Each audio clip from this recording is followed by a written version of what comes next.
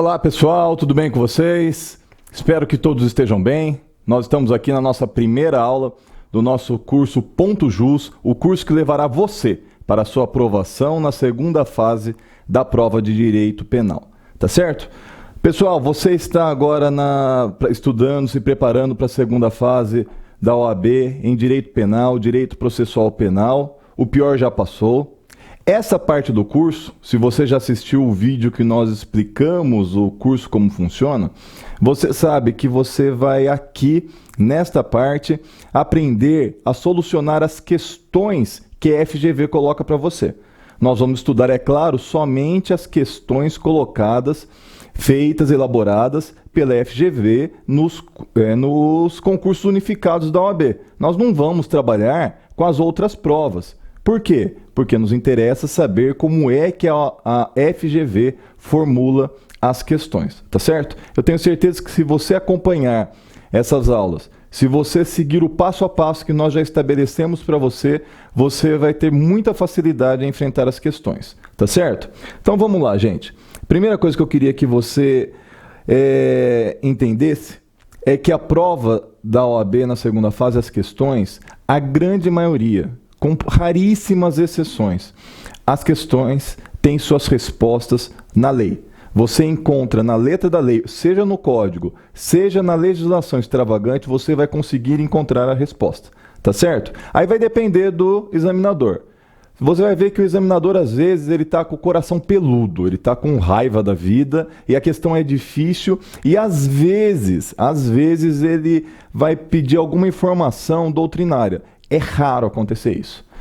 Tem vezes que o examinador está com coração de mãe, ele está bonzinho, está de bem com a vida, e aí a questão você consegue encontrá-la facilmente no Código de Processo Penal. Quando ele está feliz da vida mesmo, aí não tem jeito, ele já até entrega o artigo para você. Então você vai ver que há todas essas situações nas questões que nós vamos examinar.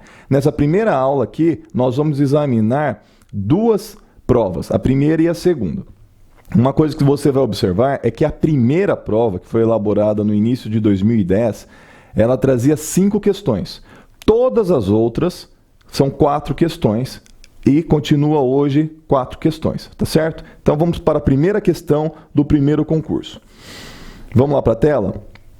Em 27 de agosto de 2009, na cidade de Goiânia, o servidor público federal Lucas, motorista do Ministério da Saúde, no exercício de suas funções e no horário de expediente, atropelou e matou Almir, na faixa de pedestres. Instaurado e concluído o inquérito policial com regular tramitação, foi o servidor denunciado pela prática do crime de homicídio culposo. Após recebimento da denúncia, o feito transcorreu em perfeita obediência aos comandos legais e resultou na condenação de Lucas. O magistrado, ao proferir a sentença penal condenatória, fixou desde logo o valor mínimo para reparação dos danos causados pela infração, considerando os prejuízos sofridos pelo ofendido e devidamente comprovados no processo, nos expressos termos do artigo 387, inciso 4 do Código de Processo Penal. Inconformado, Lucas apelou, encontrando-se o recurso pendente de julgamento. Em face dessa situação hipotética, responda com fundamento no atual disciplinamento do Código de Processo Penal as seguintes indagações. A. O valor fixado pelo juiz na sentença penal condenatória poderá ser objeto imediato de execução? Pessoal, volta para mim. Veja você. O examinador quer que você saiba, que você tenha conhecimento a respeito da ação civil ex delito, ou seja, aquela ação civil que se dá por força de um delito cometido. É a possibilidade de você executar no juízo civil a reparação por um dano causado por um crime. Se você não tiver estudado, lido o Código de Processo Penal e não tiver passado por essa parte, você terá dificuldade de encontrar a resposta. Porém, se você é aquele aluno zeloso, aquele aluno estudioso, que passou os olhos por isso e sabe que existe essa parte no Código de Processo Penal logo após a ação penal, a parte da ação penal, o Código de Processo Penal traz inquérito policial, ação penal e ação civil. Se você souber que existe essa ação civil, você mata essa questão aqui sem nenhum problema. Então, vamos lá, uma possível resposta a essa indagação do examinador. Nos termos do artigo 63, parágrafo único do Código de Processo Penal, o valor fixado pelo juiz na sentença penal condenatória, nos termos do inciso 4 do caput do artigo 387 do mesmo Código, somente poderá ser submetido à execução após o trânsito em julgado da sentença condenatória. Então, o examinador quer saber se pode haver imediata execução. Não, não pode. Como que você responde essa questão? Ele quer que você responda fundamentadamente. O que é fundamentadamente para os termos, para os padrões da OAB? FGV quer o quê? Que você cite o fundamento, a lei, o artigo de lei que dá amparo à resposta que você está dando. O que você vai fazer então? Você vai elaborar uma resposta que tenha lógica gramatical, respeitando as regras da língua portuguesa, utilizando-se do artigo de lei. Foi o que eu fiz aqui, tá certo? Vamos lá para a segunda questão que o examinador colocou nessa primeira. Ó, o valor fixado pelo juiz criminal impede que os herdeiros de Almir promovam a liquidação do julgado para apuração do dano efetivamente sofrido? Você vai ver aqui, ó, na resposta que nós vamos vencer esta pergunta, essa indagação do examinador no mesmo artigo. Só que agora, ó, nós vamos para o parágrafo único. O valor fixado pelo juiz criminal não impede que os herdeiros de Almir promovam a liquidação do julgamento, nos termos do artigo 63, parágrafo único do Código de Processo Penal, que em sua parte final prevê a possibilidade de liquidação para apuração do dano efetivamente sofrido. O que é liquidação? Muitas vezes ocorre um dano, mas não se sabe qual que é o valor. Vou exemplificar. Se você bateu seu carro custa 30 mil reais e deu perda total, já se sabe qual que é o valor do dano, 30 mil reais. Mas e numa situação em que você sofreu um acidente, você teve ferimentos e você não pode trabalhar por alguns dias? Quanto que é? Quanto que vale a sua perna? Quanto que você deixou de ganhar por não trabalhar alguns dias? Então não se sabe, tem que tornar isso líquido, tem que tornar isso em números.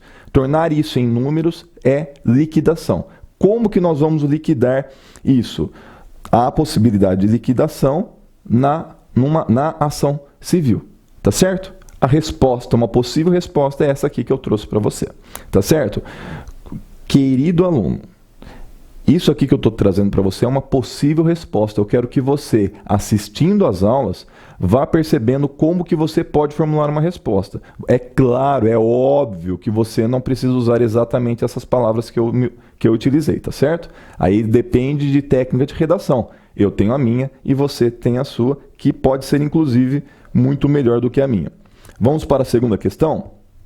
Na zona rural de determinado município, foram encontrados 27 trabalhadores rurais, entre os quais 6 adolescentes e uma criança com 10 anos de idade que, contratados para trabalhar na lavoura, eram submetidos ao regime diário de 15 horas de trabalho, em local insalubre, sem instalações sanitárias, alojados em galpão sem ventilação. Todos estavam, havia 3 meses, proibidos de deixar a fazenda, sob grave ameaça, em face de dívidas contraídas com o arrendatário das terras, decorrentes do deslocamento de cidade do interior do estado para o local de trabalho, bem como pela aquisição de produtos alimentícios, remédios e ferramentas no armazém existente na sede da fazenda, de propriedade do empregador. Os documentos pessoais dessas pessoas foram retidos pelo gerente da fazenda, permanecendo elas todo o tempo sob forte vigilância de 6 agentes de segurança, que, sem o devido licenciamento de porte de arma, ostentavam armas de grosso calibre, algumas de uso restrito das Forças Armadas. 2 empregados que tentaram fugir foram brutalmente agredidos por todos os agentes de segurança e sofreram lesões de natureza gravíssima, ficando incapacitados definitivamente para o trabalho. Nessa situação hipotética, que crime ou crimes praticaram o arrendatário da fazenda, o gerente e os seguranças do imóvel rural? Fundamente sua resposta. Novamente aqui, volta para mim. Fundamente a sua resposta. O que quer dizer? O examinador quer que você demonstre que você sabe qual é o artigo da lei que vai poder fundamentar a sua resposta, que vai poder dar base à resposta que você vai dar. Ele não quer que você diga da sua cabeça. Ele quer que você mostre que você conhece a lei e traga aquilo que a lei, como que a lei resolve essa situação. Esse crime aqui, essa situação aqui, nós conseguimos perceber que é uma situação terrível que muitos brasileiros sofrem, que é uma situação que parecida com a de escravos, é parecida com a escravidão. Imagina trabalhar 15 horas por dia. Imagine você ficar num lugar, num galpão, sem ventilação. Você não poder sair, se locomover livremente. Então isso aí é uma situação parecida com a de escravos. O nome desse crime é submeter alguém à condição análoga à de escravos. Isso aí está no artigo 149 do Código Penal. É um crime contra a liberdade individual. Então, uma pessoa impede que a outra tenha a sua liberdade e, impedindo que tenha liberdade, submete a uma condição de trabalho terrível, que é muito parecida com aquela de escravos. Tá certo? Muito bem. Se você sabe que isso aí está no artigo 149 do Código Penal, se você sabe que existe esse artigo, você resolve a questão. Por isso, insisto, para ir para a prova da OAB, você tem que estar lendo o Código Penal, Código de Processo Penal e a legislação correspondente, tá certo? Sem isso, você não tem como passar na prova da OAB. Você está lendo o código, sabe que existem os crimes, sabe mais ou menos onde eles estão dispostos, porque uma vez ou outra o examinador traz uma questão com um crime que não é muito conhecido. Esse aqui, por exemplo, não é um crime que a gente trabalha tanto, não é tão conhecido. Então, se você não está lendo, se você não sabe pelo menos onde procurar, você terá dificuldade. Se você sabe onde procurar, você não terá dificuldade. Vamos lá a uma possível resposta para essa indagação do examinador.